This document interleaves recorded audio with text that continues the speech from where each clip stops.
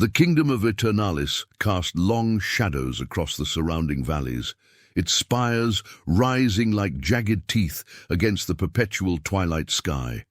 It was a realm where sunlight arrived diluted and wan, as if the very air conspired to filter out warmth and hope. In this place, among towers of obsidian and slate, Princess Elara Blackthorn had learned to become one with the shadows. Elara stood at her chamber window, fingers tracing the patterns of raised flesh that curved from her left temple down to her collarbone. The scars glinted silver in the meager candlelight, branching like lightning frozen upon her alabaster skin. Though 18 years had passed since the accident, the whispers still followed her through the castle corridors. The marked princess, they called her. The flawed heir. Some servants even crossed themselves when she passed, as if her scars were a contagion that might leap from her flesh to theirs. The rain drummed against the leaded glass, distorting the view of the kingdom below. Tonight would be the midnight masquerade, a celebration of the autumnal equinox, where nobles from all corners of Eternalis would gather to dance and scheme beneath crystal chandeliers. For everyone else, masks were a choice. For Elara, they were salvation. A soft knock interrupted her reverie.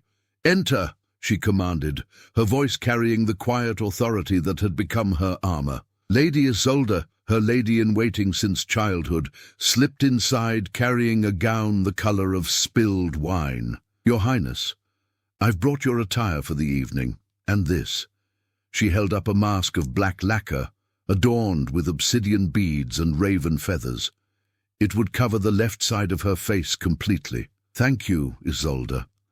Elara allowed herself a small smile. Isolde was perhaps the only person in the kingdom who looked at her without pity or revulsion. "Has there been any word from my father?" Isolde's eyes flickered downward. "King Alaric sends his regrets. State matters keep him in the northern provinces." Of course they did. Her father hadn't looked upon her face in nearly 3 years, always finding some urgent business whenever court functions required family appearances. Since her mother's death, the distance between them had grown as vast and impassable as the Frostmire Mountains. "I see." Elara straightened her shoulders. "Well, we shall proceed as planned. The kingdom expects its princess, scarred or not." As Isolde helped her into the gown, Elara contemplated the night ahead. Nobles would bow and curtsy, offering hollow pleasantries while their eyes avoided her marked face. Young lords would dance with her out of obligation, their hands barely touching hers, as if her scars might somehow transfer to them through contact. The gown fit perfectly, the bodice embroidered with silver thread that caught the light like tiny stars. The high collar and long sleeves concealed most of her scars, leaving only those on her face exposed.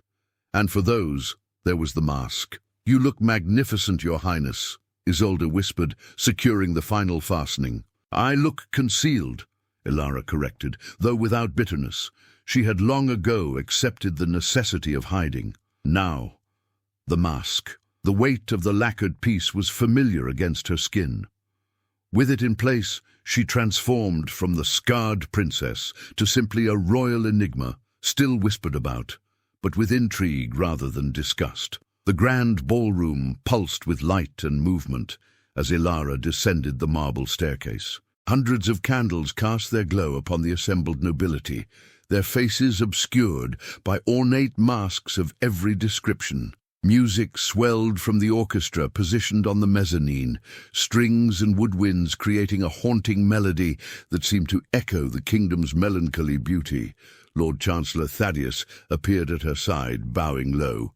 "Princess Elara, you honor us with your presence. In your father's absence, may I escort you to the royal dais?" Thaddeus had served the crown for 30 years, his loyalty unquestionable. Yet even he could not completely hide the slight flinch when his gaze fell upon the visible edge of her scar that crept below her mask. "Thank you, Lord Chancellor." She placed her gloved hand upon his proffered arm, her voice carrying just enough to be heard by those nearby. The whispers began immediately, rippling through the crowd like wind through autumn leaves. The princess emerges from her tower. Does she ever show her full face anymore? I heard her scars are a divine punishment for the king's pride. Such a tragedy. She might have been beautiful.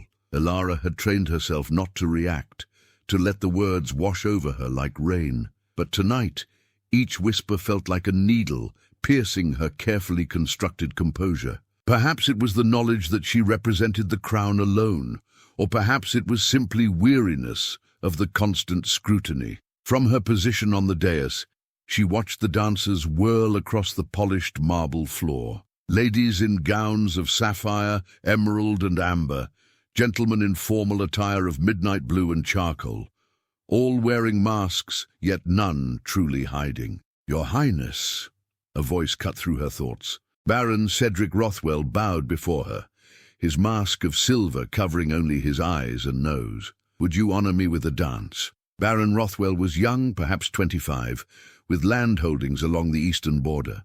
His smile held the confidence of a man who had never known rejection. "Of course, Baron."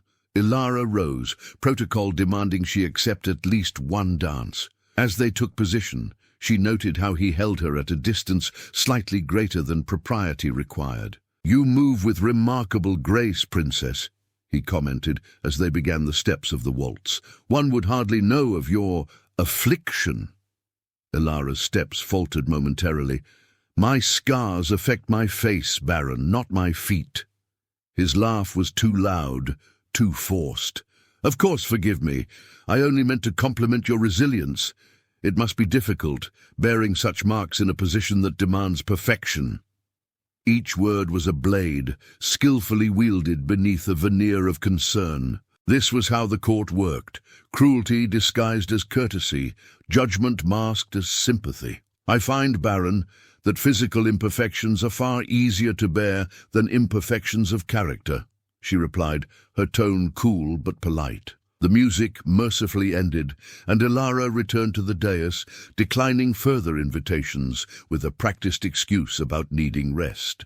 The night stretched endlessly before her, a beautiful torture of superficial interactions and barely concealed disdain. It was during a lull in the festivities, as the orchestra paused to refresh themselves, that the great doors of the ballroom swung open with a sound that cut through all conversation. A figure stood in the doorway, tall and imposing. Unlike the colorful plumage of the court, he was dressed entirely in black, his formal attire accented only by a blood-red waistcoat and cravat. His mask was simple yet elegant, a half-face covering of deepest onyx that revealed a perfectly sculpted mouth and strong jaw. The court fell silent, all eyes drawn to this unexpected arrival. No announcement had been made, no herald had called his name, yet he entered as if the very space had been waiting for him. Whispers erupted, urgent and fearful. "It's him, the Lord of Crimson Vale. What is he doing here? They say he hasn't attended court in 50 years. Elara leaned forward slightly, curiosity overcoming protocol. The stranger moved through the crowd, which parted before him like water around stone.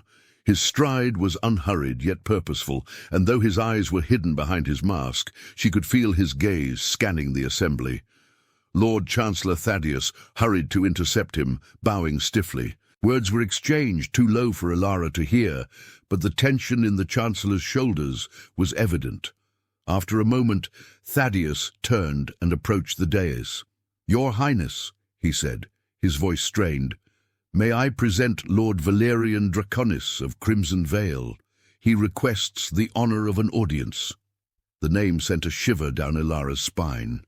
Crimson Vale lay beyond the Shadowwood, a territory technically within the kingdom's borders, but functionally autonomous. Its lord was spoken of in hushed tones, a reclusive nobleman of ancient lineage who rarely involved himself in court politics. Some called him vampire, though such tales were dismissed by rational minds as peasant superstitions. Yet looking at him now, Elara could understand the origin of such rumors. There was something otherworldly in his bearing, a stillness that seemed unnatural among the constant flutter of courtly movement. "I shall receive him," she decided, curious despite the warning prickle at the nape of her neck. Lord Valerian approached the dais and bowed with elegant precision. Up close, she could see that his hair was black as a raven's wing, falling just past his shoulders, and his skin was pale as moonlight. When he straightened, she felt the full weight of his attention, though his eyes remained hidden behind his mask. "Princess Ilara," he said, his voice deep and resonant, with an accent she couldn't quite place, as if he had learned the common tongue in another age entirely. "Forgive my unannounced arrival. I found myself compelled to attend this evening's festivities." "Lord Draconis," she acknowledged, maintaining the composure expected of her station. "Crimson Veil has long been absent from court functions. What compulsion brings you to us now?" A smile curved his lips, revealing teeth that seemed just slightly too sharp. "Perhaps I grew tired of shadows and solitude, or perhaps I sensed a kindred spirit." The court watched their exchange with barely disguised fascination. Ilara was acutely aware that this interaction would be dissected in every salon and drawing room for weeks to come. "And did you find what you were looking for, my lord?" she asked, unable to resist the question. His smile deepened. "I believe I may have, your highness." He extended his hand, palm up. "Would you do me the honor of a dance?" Protocol dictated that she could not refuse a nobleman of his standing without grave insult. Yet something beyond duty made her place her hand in his. His fingers closed around hers, cool to the touch, but not unpleasantly so. As he led her to the center of the ballroom, the orchestra began a slow, haunting melody. The other dancers cleared the floor, creating a circle of observers around them. "They stare," Valerian remarked softly, as they began to move in time with the music. "Does it trouble you, they're watching?" "I am accustomed to being observed, Lord Draconis." Though usually with pity rather than curiosity, his hand at her waist was respectful, yet somehow intimate, guiding her with subtle pressure. "Pity is the luxury of those who believe themselves untouched by fate's cruelty. I assure you, Princess, I harbor no such delusions." They turned, and the candlelight caught the edge of her mask, illuminating a small portion of her scarred skin that remained visible. She tensed, waiting for the flicker of revulsion, the subtle withdrawal. Instead, Valerian drew her slightly closer. "Your scars," he said, his voice for her ears alone, "they tell a story of survival, do they not?" Ilara nearly missed a step. No one had ever spoken of her scars as anything but a tragedy, a flaw to be hidden. "They tell a story of fire and loss, my lord. Nothing so noble as survival. Nobility lies not in the absence of suffering, Princess, but in continuing to exist despite it." Their movements synchronized perfectly, as if they had danced together countless times before. "Those marks upon your skin, they are sacred." His words stirred something within her, a dangerous flutter of hope. Sacred! The court would disagree. To them, I am damaged goods, a princess whose value is diminished by each imperfection. "The court," he said with a hint of disdain, "sees only surfaces, masks upon masks. I see beneath." The music swelled around them, and he guided her through a turn that brought them momentarily out of earshot of even the closest observers. "Would you show me, Princess? Would you trust me with the truth of your scars?" The request should have scandalized her. To remove her mask in public would violate every rule of propriety she had lived by since childhood. Yet in that moment, surrounded by the swirling music and the hypnotic rhythm of their dance, Ilara felt a recklessness seize her. "Meet me in the East Wing Conservatory after the final dance," she whispered, surprised by her own boldness. "There, perhaps, we shall speak of truths beneath masks." The dance ended, and Lord Valerian bowed over her hand, his lips brushing against her gloved knuckles. The touch, even through fabric, sent a jolt of sensation up her arm. "Until then, Princess," he murmured, his eyes still hidden but somehow burning with intensity nonetheless. As he escorted her back to the dais, Ilara felt the weight of the court's stares more acutely than ever. But for the first time, she found herself indifferent to their judgment. Something had awakened within her, something that had slumbered since the fire that had claimed her mother and left her marked. The rest of the evening passed in a blur of meaningless conversation and dutiful appearances. When at last the final notes of music faded and the guests began to depart, Elara slipped away from her attendants with a skill born of years of seeking solitude within the castle walls. The East Wing Conservatory was a cathedral of glass and ironwork, housing exotic plants from across the known world. By night, it transformed into a realm of silver shadows and subtle fragrances, the moonlight filtering through the glass panels to create patterns across the stone floor. Elara stood among night-blooming jasmine and black orchids, her heart pounding against her ribs. Had she lost her mind? Meeting alone with a nobleman, about whom whispered rumors painted as something other than human, you came. His voice emerged from the darkness before he did, materializing like a shadow given form. Lord Valerian had removed his formal jacket, appearing now in his waistcoat and shirt sleeves, more intimate attire that should have scandalized her further. But it was not his state of dress that caught her attention. It was his face. He had removed his mask, revealing features of such striking beauty they seemed carved rather than formed. High cheekbones, a strong jaw, and eyes that gleamed like polished silver in the moonlight. "As did you," she replied, struggling to maintain her composure, "though I begin to question the wisdom of my invitation." He moved closer, his steps silent against the stone. "Wisdom rarely begets change, Princess. Sometimes folly must lead the way." He stopped before her, close enough that she could catch his scent, something ancient and unfamiliar like old books and winter air. "Your mask. Will you remove it?" Elara's fingers trembled as they rose to the fastening of her mask. For 18 years she had hidden behind fabric and protocol, layers of protection against the world's cruelty. To remove it now, before this stranger, the mask fell away, revealing the full extent of her scarring.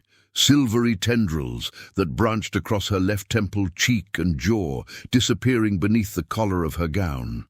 She held her breath, awaiting his reaction, preparing herself for the inevitable flinch, the carefully controlled expression of sympathy. Instead, Lord Valerian reached out slowly, his fingertips hovering just above her marred skin. "May I?" he asked, his voice husky with an emotion she couldn't identify. Unable to speak, she nodded once. His touch was cool against her heated skin as he traced the pattern of her scars with a reverence that stole her breath. "Beautiful," he murmured, "like constellations written upon human canvas." Then, before she could comprehend his intent, he leaned forward and pressed his lips against the largest scar that curved along her cheekbone. The kiss was gentle, almost worshipful, and unlike anything Elara had ever experienced. When he pulled back, his silver eyes held hers with an intensity that made her feel seen, truly seen, for the first time in her life. "Your scars are not marks of shame, Princess Elara," he said, his voice resonating through her very being. "They are sacred maps of a soul that has endured fire and emerged unbroken, and I have crossed centuries waiting for just such a soul." The word centuries hung between them, pregnant with implication. And as the moonlight caught his smile, Elara glimpsed what she had missed before, the unmistakable points of elongated canines. The vampire legends were true, and somehow, impossibly, she was not afraid. Lord Valerian's admission hung in the air between them, transforming the conservatory from a sanctuary into something far more dangerous. Elara should have felt fear coursing through her veins, should have called for the guards, should have fled. Yet she remained transfixed, captivated by the revelation that confirmed what peasants had whispered for generations. "Centuries," Elara repeated, the word feeling strange on her tongue. "You speak of time as though it were a river you've waded through, rather than the current that carries us all." His silver eyes gleamed with something ancient and knowing. "Time moves differently for those who live beyond its usual constraints. I have watched kingdoms rise and fall, seen forests grow from saplings to mighty groves, witnessed stars burn out in the night sky." He traced the edge of her scar again, his touch feather-light. But rarer than any celestial event is finding someone who shines with inner light despite the darkness they've endured. A rational voice in Ilara's mind screamed warnings, reminding her of childhood tales where vampires lured innocent maidens to their doom. Yet there was nothing predatory in Valerian's gaze, only a profound loneliness that mirrored her own. "Why reveal yourself to me?" she asked, stepping back slightly to clear her thoughts. The night air felt suddenly cool against her exposed face. "Surely exposing your nature to the crown princess carries significant risk." A smile played at the corners of his mouth. "Perhaps I've grown weary of pretense. Or perhaps I recognized in you someone who understands what it means to wear masks, both literal and figurative." Before Ilara could respond, the sound of voices echoed from the corridor leading to the conservatory. Palace guards making their rounds. "Your Highness," called a voice. "Princess Ilara." Valerian tensed, his posture shifting subtly from suitor to predator. "Your absence has been noticed. I must return," she said, retrieving her mask from where it had fallen. "If they find us here alone, the scandal would eclipse even your scars," he finished, "though I find it telling that your concern is for propriety, not for being discovered with a creature of darkness." As she secured her mask once more, Ilara felt a peculiar sensation, regret at hiding her face from him. "Lord Draconis, He pressed a finger to her lips. "Tomorrow night, the ancient oak at the edge of the palace gardens. If you wish to continue our conversation." Then he was gone, seeming to dissolve into the shadows between one heartbeat and the next. Ilara barely had time to compose herself before two royal guards entered the conservatory, lanterns held high. "Your Highness," the captain said, relief evident in his voice, "Lady Isolde has been searching for you. The hour grows late." "I needed air after the festivities," Ilara replied, the half-truth falling easily from her lips. "Please inform Lady Isolde that I will return to my chambers shortly." The guards bowed and retreated to the entrance, maintaining a respectful distance but clearly unwilling to leave her unattended. Ilara cast one last glance at the darkened corner where Valerian had disappeared, wondering if he still watched from some hidden vantage point. For the first time in years, she felt truly alive. Dawn brought clarity and doubt in equal measure. Ilara sat at her dressing table while Isolde brushed her long dark hair, morning sunlight streaming through the windows to illuminate her chambers. "You disappeared quite suddenly last night, Your Highness," Isolde remarked, her tone carefully neutral. "After your dance with Lord Draconis." Ilara met her lady-in-waiting's eyes in the mirror. "You disapprove." "It is not my place to approve or disapprove, Princess." Isolde sectioned off another portion of hair. "Though I will note that Crimson Veil's master has a reputation." "As a vampire?" Ilara asked bluntly, watching with satisfaction as Isolde's hands faltered. "Those are peasant tales," Isolde recovered quickly. "I referred to his reputation as a recluse with little interest in court politics. His sudden appearance and particular interest in you raises questions." Ilara considered how much to reveal. Isolde had been her companion since childhood, one of the few who had never flinched from her scars. Yet even the deepest loyalty had its limits when faced with the impossible. "He was refreshingly direct," Ilara said finally. "No pitying glances or awkward silences. It was almost as though he saw beyond my scars." Isolde's expression softened. "I understand the appeal of such attention, Your Highness, but Lord Draconis is not like other noblemen. The histories speak of his family holding Crimson Veil for generations, yet the descriptions of Lord Valerian himself remain unchanged through centuries of records." This confirmation of Valerian's claims sent a shiver down Ilara's spine, half dread, half exhilaration. "Perhaps good genes run in the family," she suggested lightly. "Perhaps," Isolde conceded, though her tone suggested otherwise. She set down the brush and began styling Ilara's hair into an elegant arrangement. "I only urge caution. You carry not only your own future, but that of the kingdom."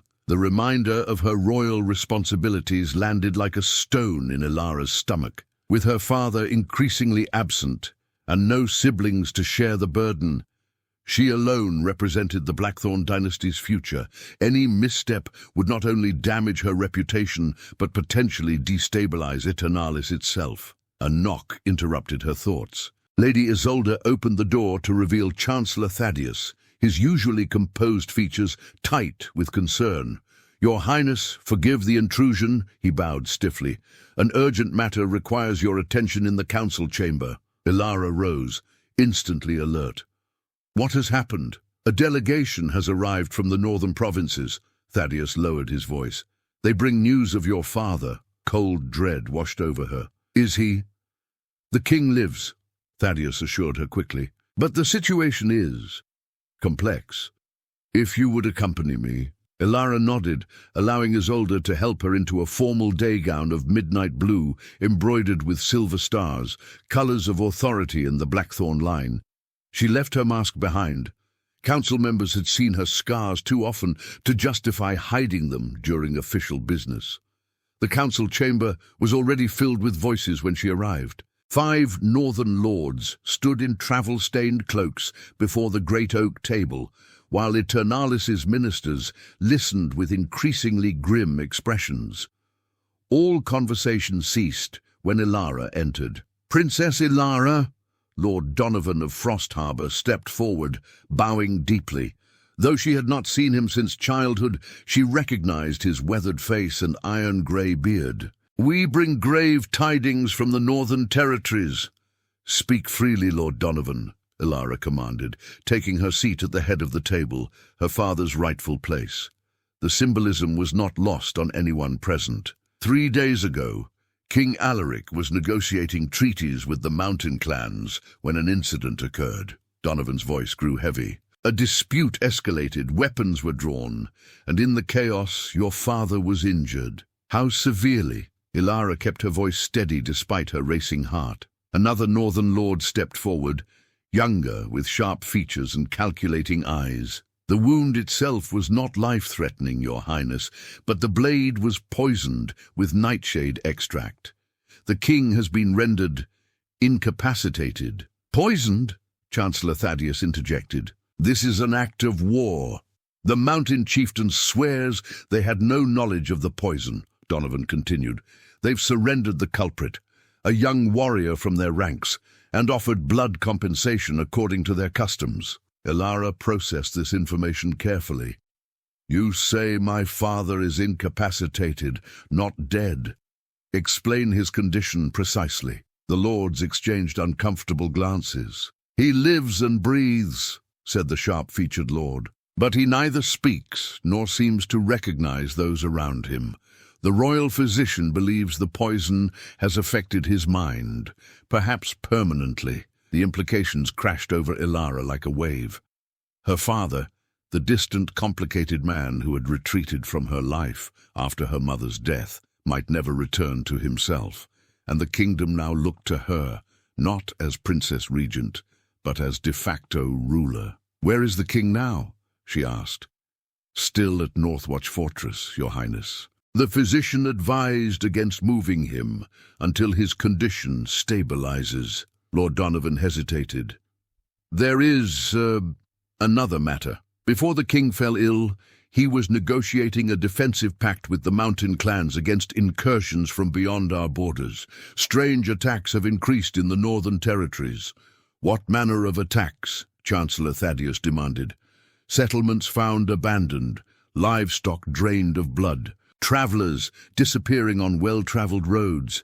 Donovan's voice lowered.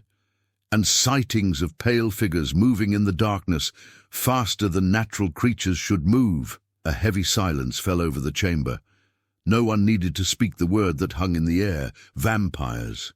Not the solitary, aristocratic figure of Lord Valerian, but something more feral and predatory. Ilara's mind raced.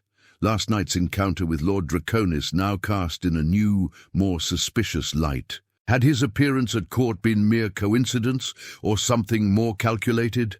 The timing was too perfect to ignore. "Chancellor," she said finally, Prepare orders for the royal guard. I want increased patrols throughout the city and surrounding villages. Lord Donovan, you and your men will rest tonight, then return north tomorrow with a contingent of our forces. I want eyes on every mountain pass and reports on any unusual activity. The council members nodded, approval evident in their expressions. She was handling this crisis with the authority expected of Blackthorn royalty. "And your highness?" Chancellor Thaddeus inquired. "Will you journey north to your father's side?" The question carried layers of meaning. Tradition dictated that she should go to the king, yet doing so would leave the capital without a Blackthorn presence. Potentially dangerous, given the uncertain times. "My place is here," Ilara decided, "at least until we better understand these threats. I will rule in my father's stead until he recovers, or until—" She left the alternative unspoken. As the council dispersed to carry out her orders, Ilara remained seated, the weight of the crown, though not physically present on her head, pressing down upon her. Chancellor Thaddeus lingered, his expression troubled. "Your Highness, regarding Lord Draconis," he began cautiously. His appearance after decades of isolation, coinciding with reports of vampire attacks in the north, has not escaped my notice, Chancellor, Ilara finished. I intend to investigate the connection personally. Thaddeus's eyebrows rose. That would be most unwise.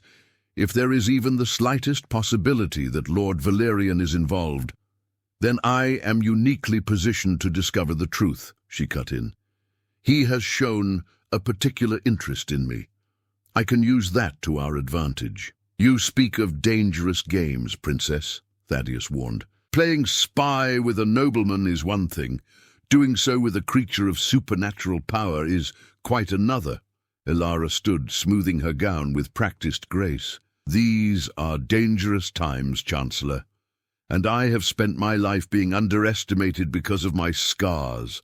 Perhaps it's time to turn that to my advantage. As she left the council chamber, her mind turned to the promised meeting beneath the ancient oak. Now it would be more than a clandestine encounter.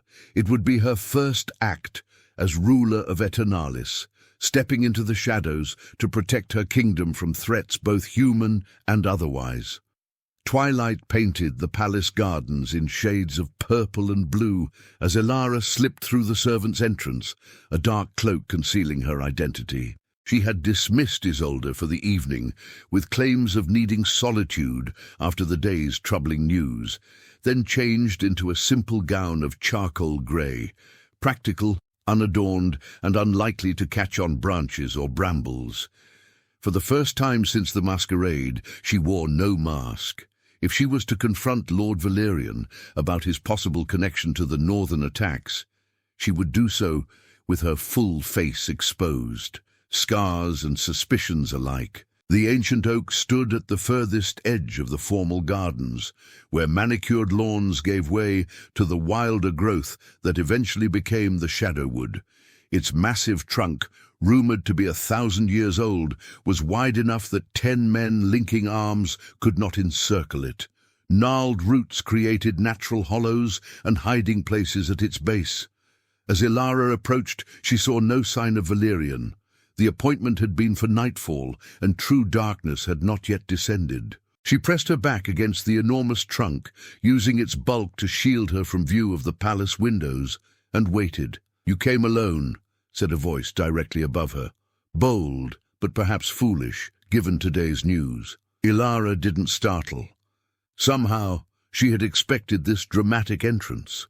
She looked up to find Lord Valerian seated casually on a thick branch 20 feet above, one leg dangling, his posture suggesting he'd been there for some time. "How do you know what news I received today?" she called up, her suspicion growing. In answer, he simply dropped from the branch, landing before her with inhuman grace. No impact, no sound, as though gravity itself bent to accommodate him. "I make it my business to know the movements of power," he replied, straightening to his full height. Tonight he wore no formal attire, instead dressed in a fitted black tunic and trousers that emphasized his otherworldly grace. "Your father's incapacitation changes much," Including your interest in me? Elara challenged, stepping away from the tree to face him directly. Last night I was a curiosity, a scarred princess worthy of your attention. Today I am effectively Queen Regent. Quite the fortunate timing for your return to court. A shadow passed over Valerian's features. You believe my appearance and your father's poisoning are connected? Are they not? She held her ground as he circled her slowly, his silver eyes gleaming in the gathering darkness. Northern settlements attacked by creatures that drain blood. My father negotiating with mountain clans to defend against these very threats. Then suddenly he falls, and the vampire lord of Crimson Vale appears at court after half a century of isolation, taking particular interest in his daughter. Valerian stopped his circling, his expression unreadable. You've drawn a compelling narrative from these events, yet correlation is not causation, princess. Then enlighten me, Elara demanded. Why now? Why me? For a moment she thought he might refuse to answer. Then he sighed, a strangely human gesture from a being who likely didn't need to breathe. The attacks in the north are real, he admitted, but they are not my doing, nor the work of any vampire under my protection. There are others of my kind, less civilized, younger than centuries. Elara couldn't keep the skepticism from her voice. A humorless smile revealed the tips of his fangs. Age brings control, princess. The younger ones hunger constantly, driven by bloodlust rather than reason. I have maintained peace in Crimson Vale by enforcing strict rules about feeding, willing donors only, never taking enough to kill, maintaining absolute secrecy. Yet now these younger vampires violate your rules. They are not mine, Valerian corrected. They come from beyond the Frostmire Mountains, refugees from vampire hunters in the northern kingdoms. They arrived perhaps a year ago, establishing territories in the remote regions of your father's lands. Elara processed this information against what she knew of northern politics. It aligned with reports of increased unrest beyond their borders. And your appearance at court? She pressed. Your interest in me, specifically? Here. Valerian hesitated. When he spoke again, his voice carried a weight of honesty that surprised her. I came to warn your father. When I discovered he was in the north, I decided to wait, to observe the court, and perhaps find allies for the coming conflict. His eyes traced her scars with that same reverence he'd shown in the conservatory. I did not expect you. What does that mean? Elara asked, suddenly uncertain. It means, he said, stepping closer, that my interest in you began as diplomatic calculation, but quickly became personal. Your scars drew me first, the mark of fire upon your skin. Fire is one of the few things that can truly destroy my kind. To see someone who survived its touch, who bears its marks with such dignity, it awoke something in me I thought long dead. The sincerity in his voice was disarming. Elara had come prepared for threats, denials, perhaps even an attack, not this confession that bordered on vulnerability. You expect me to believe that in the midst of a vampire incursion and political crisis, you developed romantic feelings for the scarred princess? She shook her head. Even human men aren't typically so inconveniently timed with their affections. Valerian laughed then, a genuine sound that transformed his face, making him appear almost human. Inconvenient indeed. Yet timing has never been my strong suit. I slept through the entire reign of Queen Marielle the Wise, nearly missed a golden age of art and culture because I was tired that century. Despite herself, Elara felt her lips quirking upward. The absurdity of his statement, delivered so matter-of-factly, broke through her carefully maintained suspicion.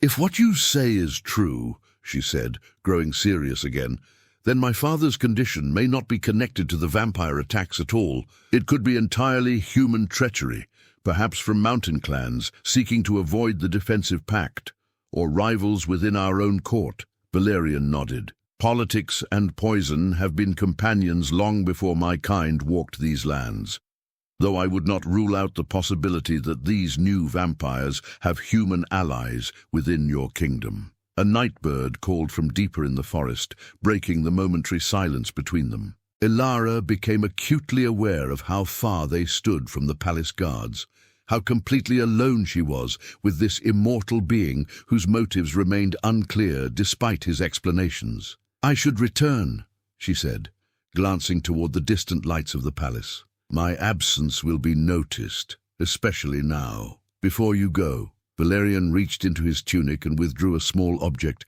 holding it out in his palm. A token of good faith.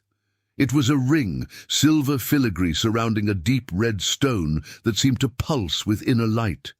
Ancient runes were carved into the band, symbols Ilara didn't recognize. "What is it?" she asked, not touching it. "Protection," he replied. "The stone is bloodstone, infused with my own blood. It will warn you of the presence of others like me, growing warm when vampires are near. The runes prevent mental influence. No vampire will be able to enthrall you while you wear it." The gesture was unexpected, offering her protection against his own kind. Ilara studied his face, searching for deceit and finding none. "Why give me this?"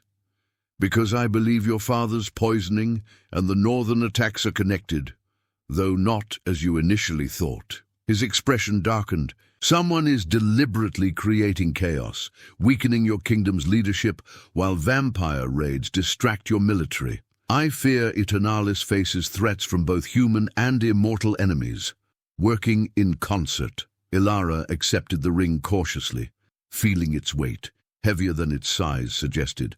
"And where do you stand in this conflict, Lord Draconis? With Eternalis or with your own kind?" Valerian's silver eyes held hers, unwavering. "I stand where I have always stood, against those who would upset the careful balance between our worlds. The young vampires must be controlled or destroyed before they expose all of us. And whoever poisoned your father must be found before they seize greater power."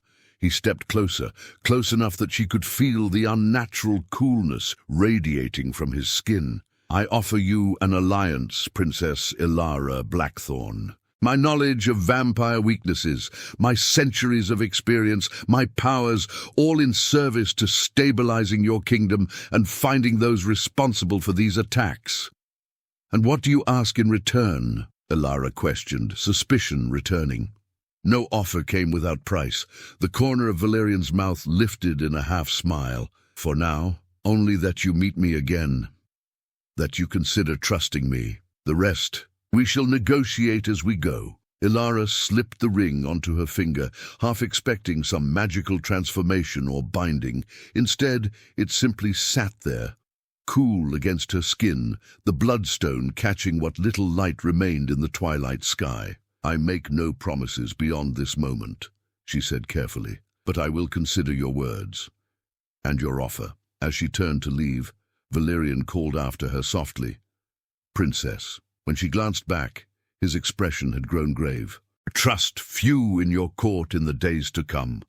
The enemy who poisoned your father may be closer than you realize." The warning followed her like a shadow as she made her way back through the gardens, the weight of the bloodstone ring a constant reminder of the dangerous game she had entered. By the time she reached her chambers, one certainty had crystallized in her mind.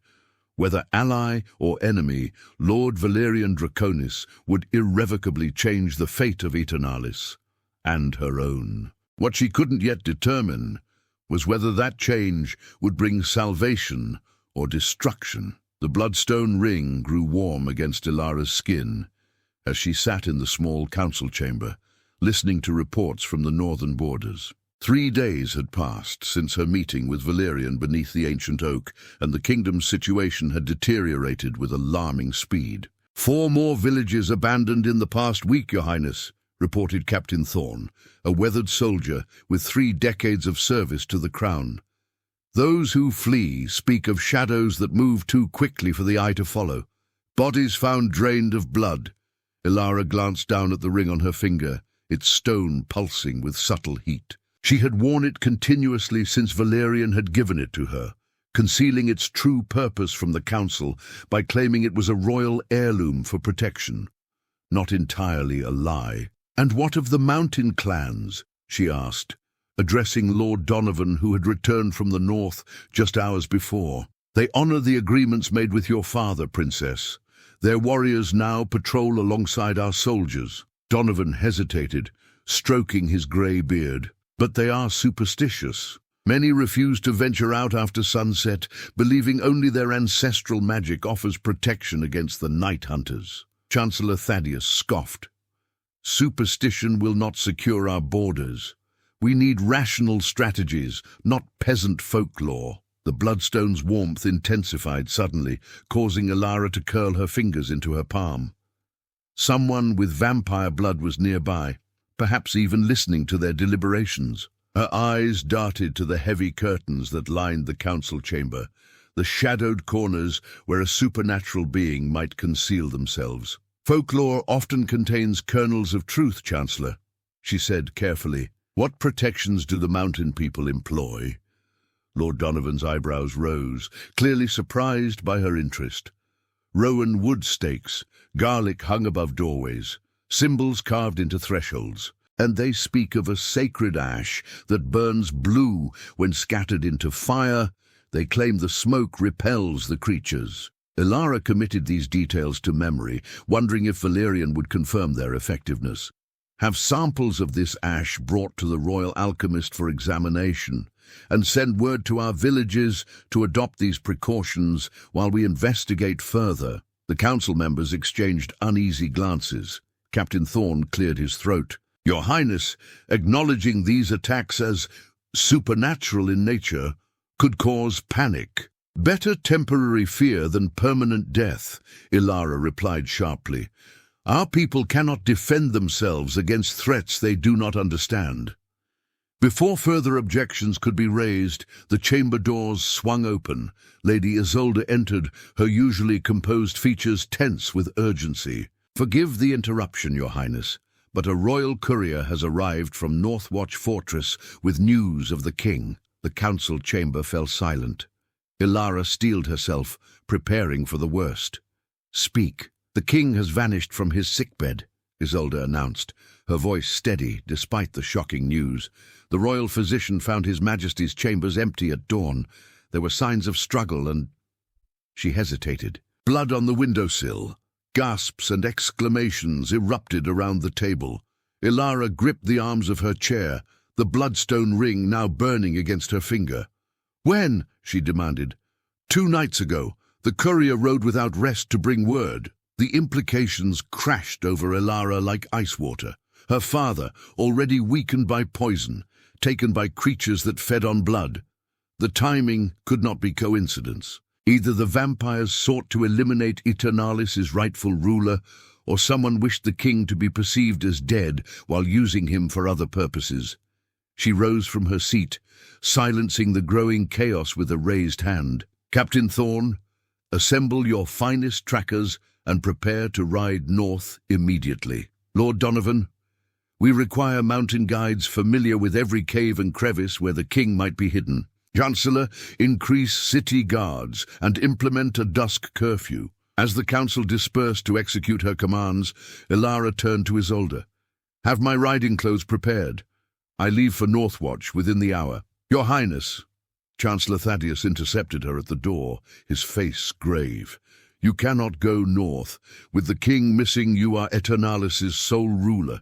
To risk your life is necessary," Ilara finished firmly. "I will not sit safely in the palace while my father may still live. The people must see that Blackthorns do not abandon their own." Thaddeus's lips thinned with disapproval, but he bowed in acquiescence. "Then permit me to arrange a proper royal escort. At least 50 guards, 20 will suffice," she countered. "We need speed and discretion, not a lumbering procession that announces our movements to every eye watching from the shadows." As Ilara strode toward her chambers, the Bloodstone's heat subsided gradually.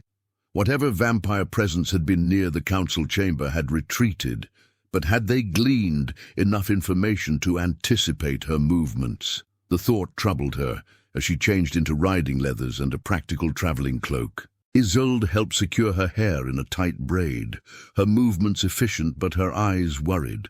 "Princess, Is that wise to journey north with these creatures, hunting in the darkness? Wiser than remaining here waiting for the next attack, Elara replied, checking the silver dagger now strapped to her thigh. Another gift had arrived anonymously that morning, a weapons case containing silver-bladed instruments and vials of liquid labelled in an ancient script. She had no doubt of the sender. "And what of Lord Draconis?" Isolde asked quietly, her gaze flicking to the bloodstone ring. "The court whispers that he hasn't been seen since the masquerade." Elara met her lady-in-waiting's eyes in the mirror. "I expect our paths will cross again soon." She turned, grasping Isolde's hands. "While I'm gone, trust no one completely. Watch for unusual behaviors among the council members. Someone within these walls may have orchestrated my father's poisoning. You suspect a traitor in the inner circle." Isolde's eyes widened. "I suspect everyone until proven otherwise," Elara replied grimly. The journey north was swift but tense, the small company of royal guards maintaining vigilant watch as they travelled the King's Road toward Northwatch Fortress. They rode by day and secured themselves in fortified way stations by night, following Valerian's advice delivered via a message that had appeared mysteriously in Elara's saddlebag after their first day's travel. "The young ones cannot withstand direct sunlight," his elegant script had explained. "Dawn to dusk is your window of safety. At night, trust the Bloodstone's warnings and keep silver close." On the third day, as they approached the foothills that marked the boundary between cultivated lands and the wilder northern territories, Elara noticed the bloodstone growing steadily warmer against her skin. She signaled to Captain Thorn, who immediately ordered the company into defensive formation. "We're being watched," she said quietly, scanning the dense forest that flanked the road. The captain nodded grimly. "Since midday, movement in the trees, always just at the edge of visibility." "But it's still daylight," one of the younger guards observed nervously. "The stories say they can't—" "The stories are incomplete," Elara interrupted, recalling Valerian's warnings. "The sun weakens them, but doesn't necessarily incapacitate the stronger ones." As if summoned by her words, a figure stepped onto the road ahead. A woman with alabaster skin and hair so pale it appeared almost white. She wore the simple clothing of a northern village, but the predatory grace with which she moved betrayed her true nature. "Princess Elara Blackthorn," the woman called, her voice melodious yet unnerving. "What an unexpected pleasure, traveling so far from your castle walls." The guards drew weapons, surrounding Elara protectively. The bloodstone ring burned against her finger, confirming what her eyes already told her. This was no human woman. "I am on royal business," Elara replied evenly, studying the creature before her. Despite appearing young, perhaps 20 in human years, there was an ancient quality to her eyes. "Identify yourself." The vampire smiled, revealing teeth that seemed ordinary until she spoke again, and the elongated canines became visible. "I am Lyra, formerly of the Frost Court, now serving a new master in these fertile lands." She tilted her head, nostrils flaring slightly. "You smell of him. Valerian's scent clings to you. How interesting." Elara's heart quickened at this confirmation of connection between Valerian and these northern vampires, though the nature of that connection remained unclear. "You know Lord Draconis?" Lyra laughed, the sound like breaking icicles. "All our kind know the great Lord of Crimson Vale, the ancient one who plays at being human, who enforces his precious rules and boundaries." Her expression hardened. "The betrayer who would have us feed like cattle on drops of blood when we could rule as gods." Captain Thorn edged his horse forward, placing himself between Elara and the vampire. "Step aside. We travel under royal authority." "Royal authority?" Lyra echoed mockingly. "Tell me, Princess, do you still believe your father rules these lands? Or has Valerian revealed the truth?" A cold dread settled in Elara's stomach. "What truth?" The vampire's smile widened. "That's a conversation for another time, I think." She glanced at the sun, now lowering toward the western horizon. "When more of my brothers and sisters can join us. to night, perhaps. With unnatural speed, she backed away, then seemed to dissolve into the forest shadows. "We'll be watching, Princess. Every step." The company resumed their journey in tense silence, pushing the horses harder to reach Northwatch before sunset. Ilara's mind raced with implications of Lyra's words. What truth about her father had been concealed, and why would Valerian keep secrets if he truly sought alliance? Northwatch Fortress rose before them just as the sun touched the mountain peaks, an imposing structure of grey stone and iron perched on a cliff overlooking the northern passes. Its walls had stood for centuries, guarding Eternalis from mountain raiders and worse threats from beyond the known lands. Lord Commander Aldrich, a battle-hardened veteran with a face cross-hatched by old scars, greeted Ilara in the fortress courtyard. He knelt despite her protestations, his loyalty to the Blackthorn line evident in every gesture. "Princess, we've continued the search without cessation," he reported as he led her to the command room. "Every tunnel, every cave within 20 miles has been explored. The mountain clans have provided trackers and even their shamans, but—" He shook his head grimly. "The trail ends at the forest's edge. It's as if His Majesty vanished into air." "Show me where he was kept," Ilara commanded, "and where the blood was found." The king's chambers in the fortress's eastern tower remained untouched since his disappearance. Ilara examined the room carefully, the rumpled bed where her poisoned father had lain, the medicines still arranged on a nearby table, the window with its ominous dark stains on the sill. "No one has identified this blood?" she asked, running her fingers just above the stain without touching it. "The royal physician believes it to be His Majesty's," Commander Aldrich replied, "though there was something unusual about its consistency. Too dark," he said. Ilara leaned closer to the window, noting deep scratches in the stone, not made by human nails. The bloodstone ring pulsed warmly, suggesting residual vampire presence, though not immediate danger. "Commander, has anyone in the fortress reported unusual dreams since my father's disappearance? Visitors appearing at odd hours, guards falling asleep at their posts without explanation?" Aldrich's brow furrowed. "How did you know?" 3 sentries reported waking from their watch with no memory of falling asleep. And the kitchen maid spoke of a handsome stranger who appeared in her dreams 3 nights running, asking questions about the king's condition. Mental manipulation, one of the powers Valerian had warned her about. The bloodstone ring would protect her, but the fortress remained vulnerable. "Prepare your men for night assault," she ordered, "not from an army, but from shadows that move faster than human eyes can follow. No one patrols alone after sunset." Fires in every courtyard, torches along every wall walk. As Commander Aldrich hurried to implement her instructions, Ilara moved to the window, gazing out at the darkening forest beyond the fortress walls. Somewhere out there, her father might still live. But for how long? And was he prisoner, or something worse? The sun slipped behind the mountains, plunging the valleys into deep blue shadows. In the distance, she thought she saw movement among the trees, too swift and coordinated to be natural. The bloodstone grew warmer against her skin. "They're coming," she whispered. A knock at the chamber door startled her. Captain Thorne entered, his expression grim. "Your Highness, a visitor has arrived requesting immediate audience. He claims to know where the king is being held." Ilara's pulse quickened. "This visitor's name?"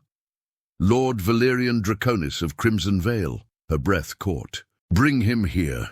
Minutes later, Valerian strode into the chamber, his presence filling the space with primal intensity. He wore black leather armor of ancient design, inlaid with silver runes similar to those on her ring. A sword of unusual craftsmanship hung at his hip. The hilt appeared to be bone wrapped in silver wire. "Princess," he bowed, silver eyes scanning the room before settling on her face. "I see you received my gifts. Just barely in time," she replied, gesturing to the bloodstone ring. "Your kind approaches Northwatch as we speak. A female named Lyra seemed particularly interested in me." Valerian's expression darkened. "Lyra is dangerous. Young by our standards, but powerful. She was cast out from the northern vampire courts for excessive cruelty, even by their standards. He moved to the window, studying the bloodstains. She serves a new master now, one who has orchestrated everything from the shadows, including my father's poisoning, his abduction, Elara demanded. Yes, Valerian turned to face her, his expression grave. Princess, what I'm about to tell you will challenge everything you believe about your kingdom. Are you prepared for truth that cannot be unlearned? The intensity of his gaze made her heart race. I've lived with painful truths since childhood, Lord Draconis. Speak plainly. Your father wasn't targeted because he is king, Valerian said. He was targeted because of what flows in his veins, in your veins. The Blackthorn line carries ancient power, dormant for generations but still potent. Blood that can grant extraordinary abilities to vampires who consume it. Elara stared at him in disbelief. That's impossible. We're human. Not entirely, Valerian interrupted gently. 8 centuries ago, your ancestor, Queen Meloria, fell in love with a vampire lord. Their union produced a child, the first of the modern Blackthorn line. The vampire heritage was diluted through generations of human marriage, but it remains, particularly strong in those who bear the family's distinctive marks. His fingers rose to hover near her scars, not quite touching. Your scars aren't merely burn marks, Elara. They're manifestations of dormant power, activated by your near-death experience in the fire. Haven't you noticed how they sometimes seem to pulse with your emotions? How they shine silver in certain light? Elara stepped back, mind reeling. If what you say is true, then my father is being used as a living blood source, Valerian confirmed grimly. Kept alive, but drained regularly to strengthen a vampire who seeks to build an army. With Blackthorn blood enhancing their powers, these young vampires could overwhelm even my defenses at Crimson Vale. Who? Elara demanded. Who orchestrates this? The bloodstone ring suddenly flared hot against her skin. Simultaneously, shouts erupted from the fortress courtyards. The attack had begun. Valerian drew his sword in one fluid motion, the blade gleaming with unnatural blue light. We're out of time, he said. They're not just attacking, they're creating a diversion. A crash from the corridor outside was followed by inhuman snarling. The chamber door splintered inward as a male vampire, eyes blazing red with bloodlust, charged toward them. Valerian intercepted the attack with supernatural speed, his sword cleaving through the attacker's neck in a single motion. The creature dissolved into ash, but 3 more appeared in the doorway. Captain Thorn and his guards engaged them, silver weapons flashing in the torchlight. "Princess, the window!" Valerian shouted, dispatching another attacker. "This isn't a random assault, they're coming specifically for you." Understanding dawned with horrifying clarity. They need my blood too, to complete whatever ritual they're planning with my father's. A feminine laugh echoed through the chamber. Lyra appeared on the windowsill, her pale beauty transformed into something monstrous by hunger and malice. "Clever princess," she purred, "but only half right. We need your blood, yes, but also your heart, still beating as we extract it." She launched herself at Elara with inhuman speed. Valerian moved to intercept, but another vampire tackled him mid-motion. Elara drew her silver dagger, remembering Valerian's lessons. Aim for the heart or the head, nothing else would slow them. Lyra dodged the blade with contemptuous ease, seizing Elara's wrist and twisting until the dagger clattered to the floor. "My master will be pleased. The daughter's blood is even more potent than the father's." "Your master!" Elara gasped through the pain of Lyra's grip. "Who commands you?" The vampire's smile was terrible to behold. "Someone you know well, princess. Someone who has walked your palace halls for decades, patiently waiting for this moment." A thunderous explosion rocked the fortress, not from outside, but from within. The floor beneath them trembled, and distant screams echoed up the tower stairwell. Lyra's grip tightened painfully. "That will be him now, coming to claim you himself." Valerian dispatched his attacker and lunged toward them, but Lyra was faster. She dragged Ilara toward the window with supernatural strength. "Your protection ends tonight, Valerian. The age of hiding is over." As they reached the window's edge, the chamber door burst open once more. Ilara's blood froze in her veins as a familiar figure stepped through the smoke and chaos.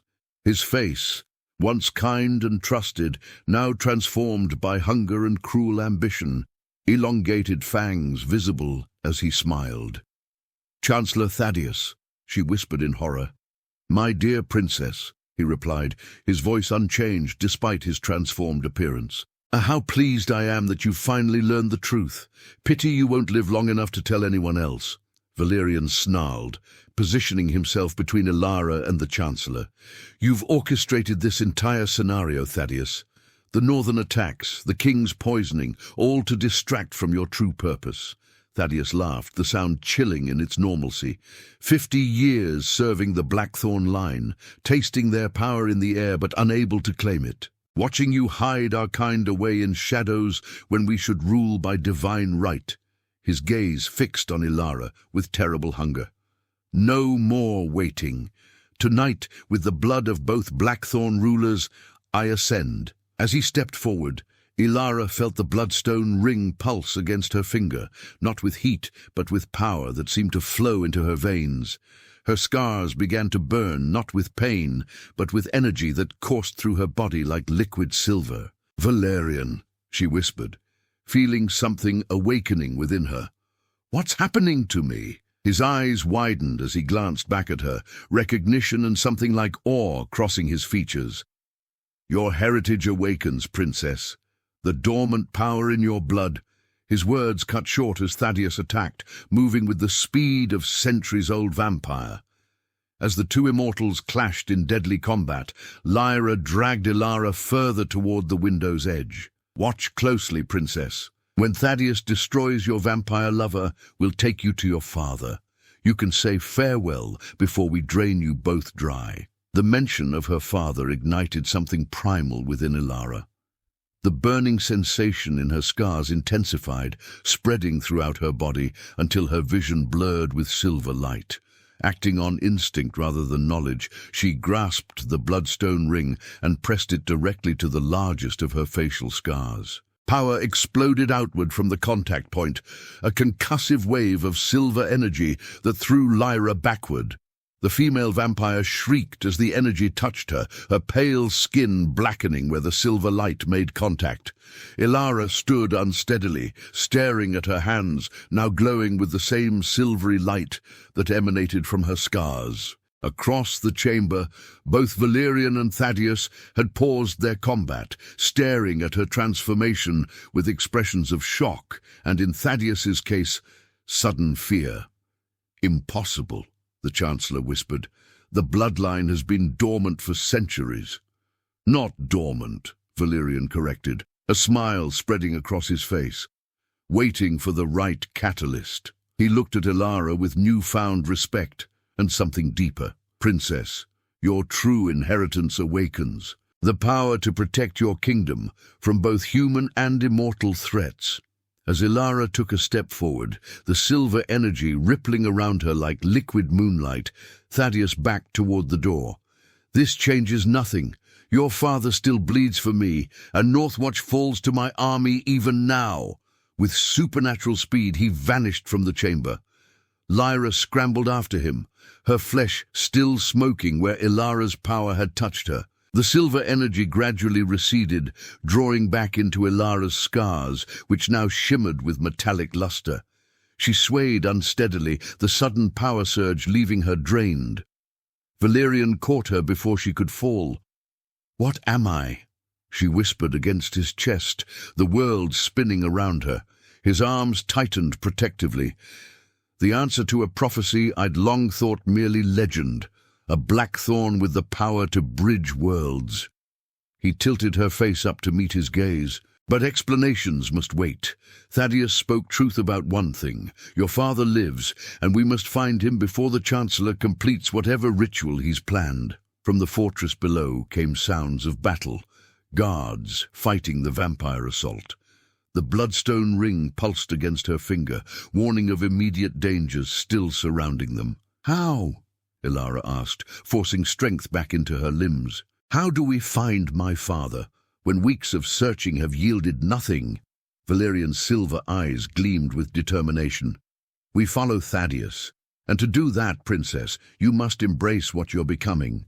The blood that awakens in you can sense its kin, including your father's. He offered his hand, a gesture that somehow felt more intimate than when he had held her during their dance. Will you trust me now, Ilara Blackthorn? Will you accept what flows in your veins and use it to save your kingdom? As the fortress trembled with supernatural assault and the fate of Aeternalis hung in the balance, Ilara placed her scarred hand in his. The decision felt like stepping off a precipice into darkness, but with the certainty that she would not fall alone. "Show me," she commanded, her voice carrying the weight of both her human authority and her newly awakened power. "Show me how to find my father and end Thaddeus's plot." The bloodstone gleamed like a drop of living fire as their fingers intertwined, sealing a pact between princess and vampire that would forever alter the fate of both their kinds. The silver light pulsing through Ilara's veins guided them through the chaos of Northwatch Fortress like a beacon in darkness. Valerian kept pace beside her, dispatching any vampire foolish enough to obstruct their path, his ancient blade singing through the air with lethal precision. "Your father's blood calls to yours," he explained as they descended the fortress's winding staircase. "Focus on that connection, like an invisible thread pulling you forward." Ilara closed her eyes momentarily, allowing the strange new awareness in her blood to expand. There, a faint pulse of recognition, a whisper of kinship reaching across the distance. "Northeast," she said with sudden certainty, "beyond the fortress walls, into the Shadow Wood." The courtyard was a battlefield of silver weapons and supernatural speed. The royal guards fought valiantly, but for each vampire they managed to dispatch, another materialized from the darkness. Commander Aldrich spotted them crossing toward the eastern gate, his face bloodied, but his sword steady. "Princess, we cannot hold much longer. The creatures fight with unnatural strength." "Fall back to the inner keep," she commanded. "Barricade yourselves with fire and silver until dawn." "And you, your highness?" "I hunt the source of this evil," she replied, the scars on her face glimmering with mercurial light. "Protect our people. I will end this before the night is through." Without waiting for his protest, Ilara continued forward, Valerian a shadow at her side. The eastern gate hung shattered on its hinges, and beyond it stretched the ancient Shadowwood, a primeval forest where legends claimed the boundary between worlds grew thin. As they crossed the threshold from stone to wilderness, Ilara felt the bloodstone ring pulse in perfect synchronicity with her heartbeat. Her scars illuminated the path before them with soft silver radiance, negating their need for torches that would only announce their presence. "The vampires are retreating," Valerian observed, his enhanced senses detecting movement through the trees. "They're being called back. Thaddeus must be preparing for the ritual." The forest grew denser around them, ancient trees reaching toward a sky now clouded and moonless. The absolute darkness would have blinded ordinary humans, but Ilara found she could perceive shapes and movements with uncanny clarity, another manifestation of her awakening heritage. "How long have you known?" she asked as they navigated a ravine choked with brambles. "About my bloodline, about what I could become." Valerian's expression remained focused on their surroundings, but his voice softened. "I suspected when I first saw your scars at the masquerade. They hold a pattern I've seen only once before, on your ancestor, Queen Meloria. When she awakened her powers, her royal mark manifested in similar patterns, and yet you said nothing. Would you have believed me?" He helped her over a fallen log, his touch lingering slightly longer than necessary. "Would you have accepted that the scars you'd spent a lifetime hiding were actually symbols of extraordinary power? Some truths must be experienced to be believed." Before she could respond, the bloodstone flared hot against her finger. Simultaneously, her sense of her father's presence intensified dramatically. "We're close," she whispered, heart pounding, "just beyond that ridge." They crested the hill cautiously, dropping to their stomachs to survey what lay below. In a natural clearing stood a circle of ancient standing stones, weathered by centuries but still emanating a palpable energy that made the air shimmer. In the center blazed a fire of unnatural crimson, its light casting grotesque shadows across the gathered vampires who formed a circle around the flames. Thaddeus stood before an altar of black stone, his aristocratic features transformed by bloodlust and ambition. Beside him, Lyra held a ceremonial dagger of obsidian, its edge gleaming wetly in the firelight. And upon the altar, bound with silver chains that weakened but did not kill, lay King Alaric Blackthorn. "Father," Elara breathed, the word a prayer and a promise. Though gaunt and pale from repeated feedings, the king lived. His eyes were open, aware but unable to move, the nightshade poison still paralyzing his limbs while leaving his mind cruelly conscious. "They've timed this precisely," Valerian whispered. "The ritual must be completed at the darkest point of night, when the boundary between realms is thinnest. Thaddeus intends to drain the king completely, then consume his heart to absorb the full power of the Blackthorn lineage. And then he comes for me," Elara concluded grimly. "Yes, with both royal bloodlines consumed, nothing would stop him, not even ancient ones like myself." Elara studied the clearing, counting at least 20 vampires of varying ages and strengths. Even with her awakening powers and Valerian's ancient strength, a direct assault would be suicidal. "I need to get closer," she decided. "My power seems to amplify near my father. Perhaps together." Valerian seized her arm. "It's too dangerous. Thaddeus has prepared for this night for decades. He'll have contingencies for every—" "Look!" Elara interrupted, pointing to the edge of the circle. 3 figures knelt there, heads bowed and hands bound, human prisoners. Even from this distance, she recognized Isolde's distinctive copper hair among them. "My lady-in-waiting," she whispered in horror. "How did she—" "Bait," Valerian said grimly. "Thaddeus knows you, princess, knows your loyalty to those who serve you. He anticipated you might track your father, so he provided additional incentive to lure you into his trap." Below, Thaddeus raised his hands, commanding silence from the gathered vampires. His voice carried clearly in the night air. "For centuries, we have hidden in shadows while humans claimed dominion over these lands. Tonight, that changes." He gestured to the king. "The Blackthorn line has ruled by divine right, a right stolen from vampire blood that flows diluted in their veins. I return that power to its rightful inheritors." A cheer rose from the assembled creatures.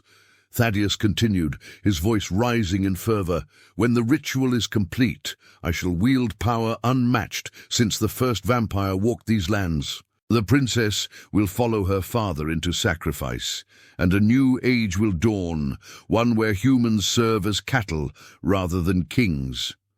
He turned to Lyra, extending his hand for the ritual dagger. "The hour approaches. Prepare the king for the final extraction." Ilara's scars burned with sudden intensity, her newfound power responding to the imminent threat to her bloodline. Silver light began to emanate from her skin, visible even through her clothing.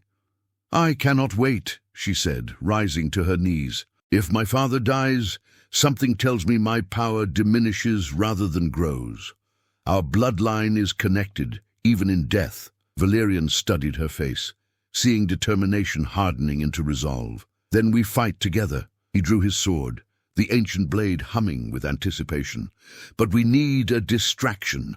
Ilara's gaze fell on the massive trees surrounding the clearing, centuries-old sentinels that had witnessed countless rituals in this sacred space. The silver energy coursing through her veins seemed to reach out toward them, recognizing something kindred in their ancient presence. Acting on instinct, she pressed her palm against the nearest trunk, pushing her power into the living wood. "The forest remembers when the Blackthorn line was established," she whispered, "when vampire and human bloodlines joined in alliance rather than enmity." The tree shuddered beneath her touch. A ripple of movement passed through its branches, spreading to neighboring trees like a wave. Throughout the shadow wood, a subtle awakening stirred, dormant energies responding to the call of blackthorn blood. "What are you doing?" Valerian asked, awe creeping into his voice. "Creating chaos," Ilara replied, her eyes now glowing silver in the darkness. "The forest will remember its allegiance." Below, the ritual preparations halted as the ground began to tremble. Thaddeus looked up sharply, sensing the magical disturbance rippling through the clearing. The vampires shifted nervously, primitive instincts warning of danger. With a sound like ancient bones breaking, roots erupted from the earth around the standing stones. They whipped through the air with unexpected violence, impaling the nearest vampires and dragging them screaming into the churned soil. Massive branches bent against nature's laws, sweeping across the clearing to scatter the coven like leaves in a gale. "Now!" Ilara commanded, drawing her silver dagger as she and Valerian charged down the slope. The clearing had descended into chaos. Vampires fought frantically against animated wood that seemed drawn to their undead flesh with particular malice. Thaddeus roared in fury, his ceremonial robes tangled in grasping roots as he struggled to maintain control. "Find them!" he screamed to his followers. "The princess controls this magic. Find her!" Valerian moved with supernatural grace through the maelstrom, his sword cleaving through any vampire that crossed his path. Ilara followed in his wake, the silver light of her scars creating a protective aura that burned any undead flesh it touched. They fought their way toward the altar where her father lay. Lyra intercepted them, her beautiful features contorted with rage as she launched herself at Ilara. "You cannot stop what has been centuries in the making, princess," she hissed, dodging Ilara's silver dagger with inhuman speed. "Your blood belongs to us." "My blood belongs to Eternalis," Ilara countered, drawing on her newfound power to match the vampire's movements. Where Lyra struck, silver energy parried, the light burning her fingers upon contact. Lyra howled in frustration, circling for another attack. "Thaddeus promised me eternal youth and beauty if I delivered you. I won't fail him. Your master made many promises he cannot keep," Valerian said, appearing behind her with lethal silence. Before Lyra could turn, his blade separated her head from her shoulders. Her body crumbled to ash, carried away by the unnatural wind that now howled through the clearing. They pressed forward, fighting through diminishing resistance as vampires either fell to their weapons or fled into the forest. The animated trees seemed to recognize Ilara, bending their branches to clear her path while entangling her enemies. Finally, they reached the altar. King Alaric's eyes widened in recognition as Ilara appeared above him, her scars illuminating his gaunt features with silver light. "Father," she whispered, hands moving to the chains that bound him. "I've come to take you home." His lips moved, though no sound emerged, the poison still gripping his vocal cords. But his eyes conveyed volumes, recognition, pride, and warning. Warning. Ilara spun just as Thaddeus materialized from the chaos, moving with the speed only centuries of vampire existence could grant. His hand closed around her throat, lifting her from the ground with inhuman strength. "The final piece arrives," he snarled, his aristocratic facade completely abandoned for monstrous hunger. "How convenient that you bring your power directly to me." Valerian lunged forward, but Thaddeus anticipated the attack. With his free hand, he hurled a handful of powder into the ancient vampire's face. Valerian staggered back, his skin blistering on contact. "Rowan ash mixed with blessed silver," Thaddeus sneered. "Did you think I wouldn't prepare for you specifically, old one? I've studied your weaknesses for decades." Ilara struggled against his grip, the silver energy in her veins responding to her panic by intensifying. Thaddeus hissed as it burned his fingers, but his determination outweighed his pain. "Your power is impressive but untrained," he said, forcing her down toward the altar beside her father. "Soon it will be mine, disciplined by centuries of patience." With unnatural strength, he pinned her against the cold stone. The obsidian dagger gleamed in his free hand as he positioned it above her heart. "Blackthorn and Draconis," he intoned, beginning the ritual words. "Blood of two worlds mingled in one vessel. I claim your power by right of consumption, by law of the first hunger." The dagger descended in a swift arc, but it never reached Ilara's heart. King Alaric Blackthorn, summoning strength from depths unknown, had broken one arm free from his weakened chains. His hand now gripped Thaddeus's wrist with surprising force, the contact point glowing with the same silver light that emanated from Ilara's scars. "Impossible," Thaddeus gasped. "The poison cannot overcome a father's will," Alaric rasped, speaking his first words since the poisoning. Where his fingers touched the vampire's skin, smoke rose from the burning contact. "You forgot, Chancellor, that my bloodline carries power beyond your understanding." Ilara seized the moment, channeling her energy directly into her father through their physical connection. Silver light enveloped them both, father and daughter united in power and purpose. "The Blackthorn line does not end tonight," she declared, their combined energy creating a corona of blinding light. Thaddeus screamed as the silver fire spread up his arm, consuming undead flesh with righteous fury. He released Ilara, staggering backward as his body began to disintegrate from within. "Centuries of planning," he howled, watching his hands crumble to ash. "I was so close." "Your mistake," Valerian said, recovering enough to approach the dying vampire, "was believing that power taken is equal to power freely given." He glanced meaningfully between Ilara and her father, their hands still clasped as they channeled their shared heritage. With a final scream of defiance, Thaddeus collapsed into dust, centuries of existence ending in a scattered pile of ash that the wind quickly dispersed.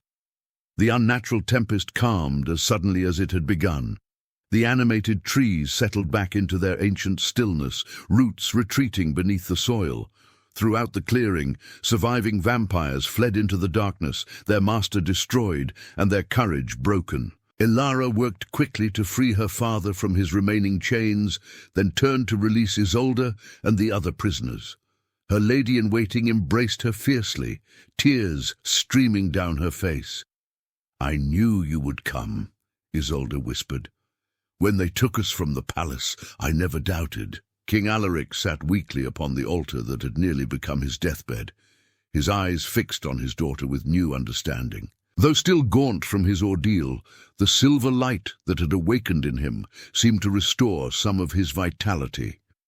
"My child," he said hoarsely, reaching for her scarred cheek with trembling fingers, "all these years I thought your scars were my failure, a reminder that I couldn't protect you from the fire that took your mother." His eyes filled with tears. "I couldn't bear to see them, to face my shame. But they were never a mark of weakness. They were my inheritance," Ilara finished gently, covering his hand with hers, "as is the throne of Aeternalis, which awaits your return." Valerian approached cautiously, his ancient eyes watching the reunion with complex emotions. "The kingdom faces a new dawn," he observed. "One where the truth of the Blackthorn line can no longer remain hidden." Alaric studied the vampire lord with wary respect. "Lord Draconis, it seems my daughter found an unlikely ally in you." "And perhaps more than that," Valerian replied, his gaze meeting Ilara's with unspoken meaning. The first hint of dawn lightened the eastern sky, casting pale gold through the trees. The night's horrors receded with the darkness, though their consequences would echo through the kingdom for generations to come. As Valerian helped King Alaric stand, supporting his weakened frame, Ilara looked between them. The vampire lord and the human king, representatives of two worlds she now straddled. In her veins flowed the blood of both, no longer dormant, but awakened to its full potential. Her scars gleamed silver in the morning light, no longer marks to be hidden, but symbols of power to be respected. She touched them gently, feeling the energy that now coursed permanently beneath her skin. "Aeternalis must change," she declared, her voice carrying the authority of her bloodline. The shadows have hidden too many truths for too long. Vampire and human, we share this land. We must find a way to share its governance as well. Valerian's eyes widened slightly at the boldness of her vision. Many on both sides will resist such change. Then they will answer to me, Ilara replied simply. The silver light in her scars pulsed in emphasis, a visible reminder of the power she now commanded. The marked princess is marked no more. I am Ilara Blackthorn, daughter of two bloodlines, protector of one kingdom. As they made their way back toward Northwatch Fortress, the rising sun illuminating their path, Valerian fell into step beside her. His hand found hers in the growing light, cool fingers intertwining with hers in a gesture that bridged centuries of division. Your reign will be unlike any Aeternalis has known, he said softly. Neither fully human nor vampire, but something new entirely. Ilara smiled, her scarred face beautiful in its newfound confidence. And you, Lord Draconis, will you stand beside this new throne, or retreat to your shadows in Crimson Vale? His silver eyes held hers with intensity that had only grown since their first dance. My shadows have grown tiresome after centuries alone. I find I prefer the light that shines from your scars, Princess, a light that calls to something long dormant in my own heart. Behind them, the ancient standing stones stood silent, witness to the birth of a new age. One where scars were not flaws to be hidden, but badges of power to be revealed, where the lines between human and immortal blurred into something stronger than either alone could be. And as dawn fully broke over the kingdom of Aeternalis, its light fell upon a princess who had entered the forest, marked by tragedy, but emerged marked by destiny instead.